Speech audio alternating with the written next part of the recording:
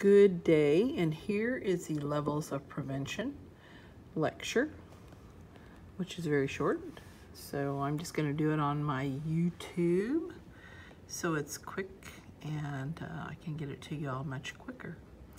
So our objectives are to compare and contrast upstream and downstream thinking, to explain how macroscopic and microscopic approaches relate to upstream and downstream thinking, and to discuss the 3 levels of prevention: primary, secondary, and tertiary, and to also be able to give examples, not just one example, but give examples of each.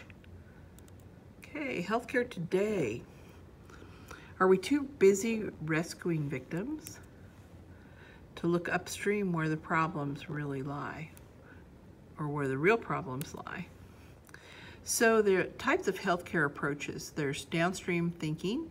Downstream is the individual is the focus of change, which, you know, that is one focus that we can have. But when you look at larger problems, we need to think about upstream thinking, where society is the focus of change. Additionally, when you think about downstream thinking and it's individual, the approach that is connected to is microscopic approach. While it is important to focus sometimes on an individual to give them the best care, when the problem is much larger, such as COVID is really a perfect example of that, we really need to use upstream thinking with a macroscopic approach, where society is the focus of change. Okay. Next, the 3 levels of prevention. Primary prevention, if you note that there are a lot of P's in primary: prevention of problems before they occur, health promotion, oops, I may have to scoot that closer, health promotion and health protection. So like I said, a lot of P's. So if you're someone who needs something to relate to, something to help you remember, that could be the thing that you need to remember. Is primary is prevention of problems before they occur, health promotion and health protection. Vaccination is one type of primary prevention. Education is another.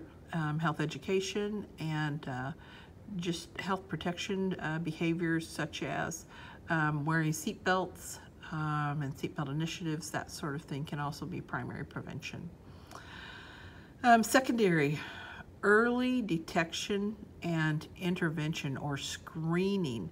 Now the screening can both be screening by a medical professional or testing you're having done, or it can be teaching someone self-screening behaviors such as a self-breast exam or self-testicular exam, etc. Secondary, the goal is early detection and intervention and early diagnosis and treatment. And like I said, screening is the key word with secondary. There's an S in screening and an S in secondary. Tertiary, correction and prevention of the deterioration of a disease state, limitation of disability, and rehabilitation. So for instance, if someone has a stroke or heart attack, that you want to try to get that person to the highest level of functioning and correct and or prevent any further deterioration. Okay, another example, this is a little bit older chart. Primary prevention activities: immunization or vaccination, all childhood vaccinations, even adult vaccinations, annual flu shots, etc.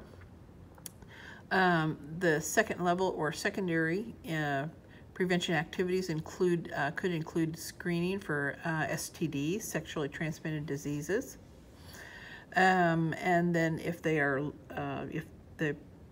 your patient would happen to have them, then obviously you're going to have to treat the patient for that. And tertiary prevention activities, including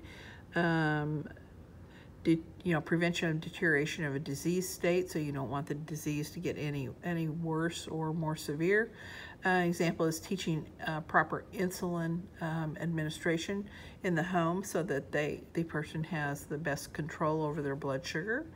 Other things would be, say someone has open heart surgery and you want that patient to recover fully. That's A patient may have to go to rehab initially and then have, different types of medication and or physical therapy to help them to recover.